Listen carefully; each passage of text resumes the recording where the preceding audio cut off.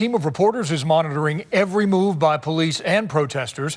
Let's begin with Cairo 7's Gary Horker, who is live in Westlake Center now, where those anarchist groups are gathering. Gary.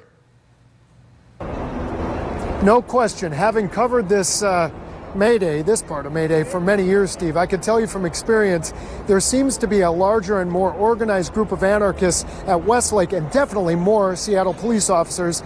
And you see them guarding the Macy's glass there. We expected to see more than a third more police officers, but when you're dealing with the anarchist-style protesters, all bets are off. You don't know what's going to happen until it happens. Take a look across the street. You're going to see a live picture of Westlake Park. That's where you're dealing with the traditional anti-capitalist, anti-government, black-clad protesters, and they're known as the Black Bloc. Now, years ago, I was here when violence broke out right where I'm standing, and there was chaos for 3 hours and a lot of vandalism. No Mayday in the past few years has been trouble-free and peaceful. That's why you see police officers blocking that entrance to 4th Avenue right now. So they seem to be early, dictating what the Black Bloc protesters are going to be doing. Of course, they don't file for permits. They don't tell us where they're going to go until it happens. That's why we're going to be along with these folks and the Black Bloc protesters in both corners and let you know live as it happens, everything that unfolds until about 11 o'clock tonight. For now, reporting live outside Westlake Park in Seattle, I'm Gary Horker, Cairo 7 News. Police trying to stay one step ahead out there, Gary. Now, Cairo 7's Joanna Small is keeping an eye on the protesters. From the air in Chopper 7, Joanna, we're already hearing from SPD at this point that they're seeing bolts on the ends of flagpoles, rocks, spray paint in the crowd. What are you seeing from your perch there?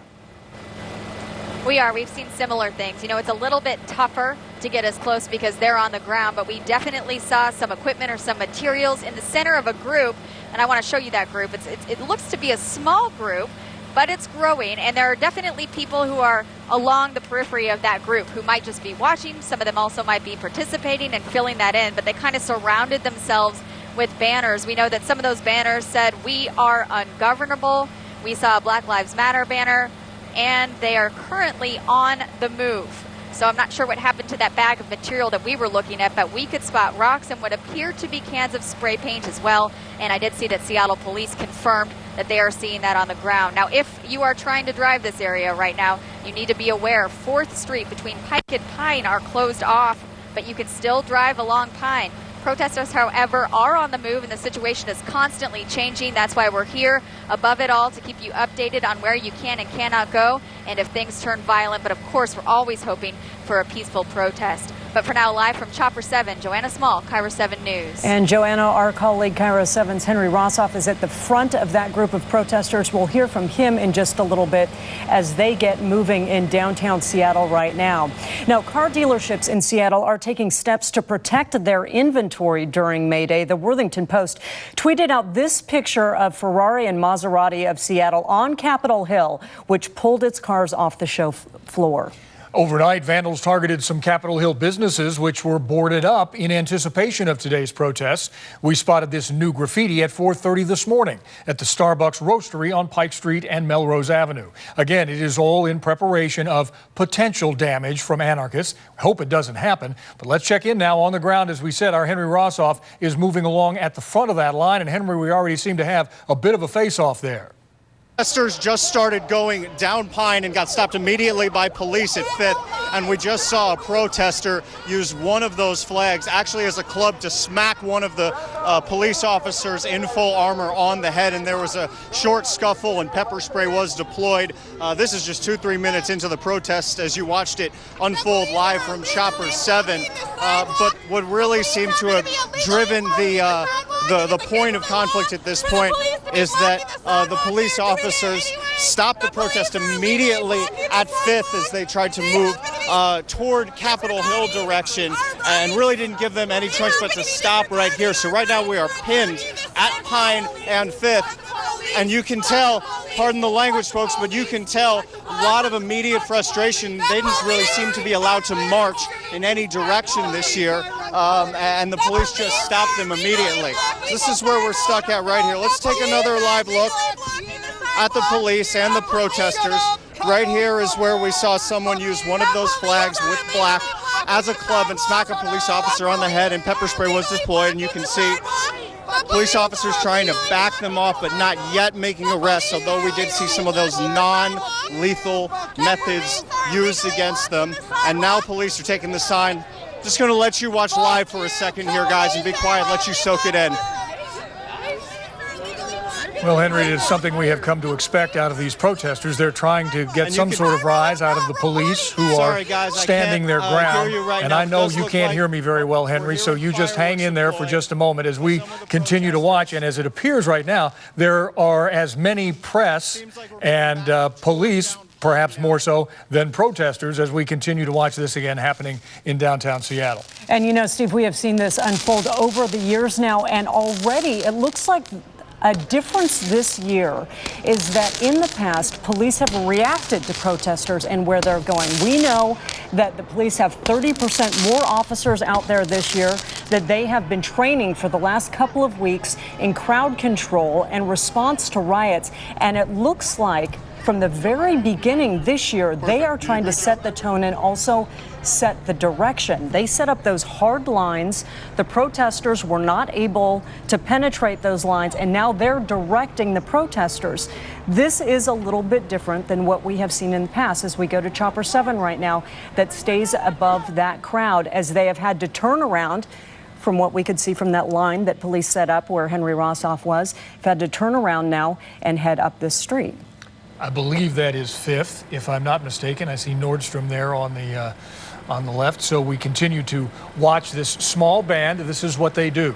They come into the streets. They try to encourage the police to make a move against them. We heard that firecrackers were being set off, and police certainly have the use of pepper spray at their disposal should they decide to. But again, as you can see, what appears to be a phalanx of police officers at the top of the screen, again, blocking off an exit route for these protesters. Let's head back to our Gary Horker on the ground as he continues to follow the latest moves. Gary? Okay, 4th and Pine right now. 4th and Pine right now, what they're trying to do is find a way out. Protesters are trying to find a way they can get out, but so far, as you've mentioned before, Steve, SPD has blocked their path. They blocked their path out of Westlake to the north, and that's created quite a bit of chaos. And what you're seeing happen right now is they're shaking a giant carbonated bottle. They're trying to find a way out of that and release the pressure. But I'm not sure exactly what tactic the SPD is taking here, because these people are going to try and find a way out where there's a lot of glass. They've already thrown rocks. They've hit our security guard in the chest and the torso with a big concrete block. So there's definitely weapons in the crowd. So I can tell you firsthand right now, we're on 4th Avenue. And you get a live look at Mohawk Kuzma, one of the organizers here. 4th and Olive, 4th and Stewart, and police are blocking off the access for the protesters there too. So quite a bit different than everything we've ever seen in the past 5 years. Usually they've let these guys traverse up and down the streets with them without the flow of traffic, but right now the police are dictating not only the pace, but the direction of travel. Steve, back to you. Now, what we are seeing, Gary, obviously, year after year, each side learns from the other and learns more how to prepare for these face-offs. And as you have mentioned, police have seen in the past when these protesters have been able to march wherever they want, they've had to react. They've had to try to keep up with the protesters. Well, as you mentioned, it looks like this year what they have done, they have drawn their marks on the streets, and they will not let the protesters get by this set perimeter, if you will. Let's go back to Cairo 7's Henry Rossoff. We're getting his live pictures right now. As you can see, bicycle police on the move. Henry, do you know what they are responding to? Yeah, they're really not responding to anything right now. They're just blocking and moving. This is part of them pedaling ahead of the protesters to try and set up that blockade, especially against all of these storefronts. You can hear the fireworks going off in the background, and we'll pan to our right and show you the main of the march moving by. So these police officers aren't necessarily responding to anything directly, but they are setting up a perimeter so that the anarchists or so-called anarchist anti-capitalist protesters can't get after any of these storefronts that we're walking along 4th. So it does seem that this is the route that Seattle police have allowed them to take, to move up 4th. They did not want them moving east toward Capitol Hill. Seems that they wanted them, or were at least allowing them, to go in a northbound direction on 4th. Henry, over the last 24 hours, we've been talking about boarding up of windows in and around the core of downtown Seattle. Are we in an area here where windows of storefronts are actually boarded up? We are not really seeing that. Go focus up here. It looks like we may have just had some glass break or something like that. Trying to figure it out, guys. There may have just been a big pane of glass that broke on this building. We're trying to see what's going on. We just saw kind of if you look on the ground there, Bill, you can see kind of some shards on the ground. It looks like a pane of glass ended up breaking here at this building. It's 1924th. Let's move into the street now, kind of follow along a little bit more. To answer your question more directly, Steve, and that kind of did just answer it, no, this is not an area where we're seeing a lot of boarded up buildings. This is the 4th corridor as we move almost up into kind of the Belltown area right now. So not so many boarded up windows at this part of the city. And Henry, on our end, we're also getting communications from SPD that they are getting early reports of property damage at 4th and Pine, as you mentioned. Also that rocks were thrown, also fireworks let off at 5th and Pine, and that a few officers, not just the one that I believe you saw earlier, have already reported getting struck with sticks and batons. That is especially a concern, as we heard earlier. I can confirm that certainly we certainly saw the fireworks go, and we did see some objects being thrown in the direction of police. But we have. We're cutting off the audio there with Henry Rossoff because of the language, I believe. We're also to the right of your screen. You can see this is Chopper 7 giving you a look from the air. And these live shots on your left with Gary Horker, as we're hearing that the crowd is being allowed to travel northbound on 4th right now. They are on the move. That's why the picture is pixelated there. As you can see, so many of those protesters with the anonymous masks like that, but also with those gas masks, because, as we mentioned before, year after year, both police and protesters learn how to face off better and more effectively with the other side. So you're seeing a lot of folks out there with those gas masks who are prepared for any sort of tear gas that might be let off by SPD. And one thing we should remind you of, and I know we get calls here to the station about why do you give these people airtime.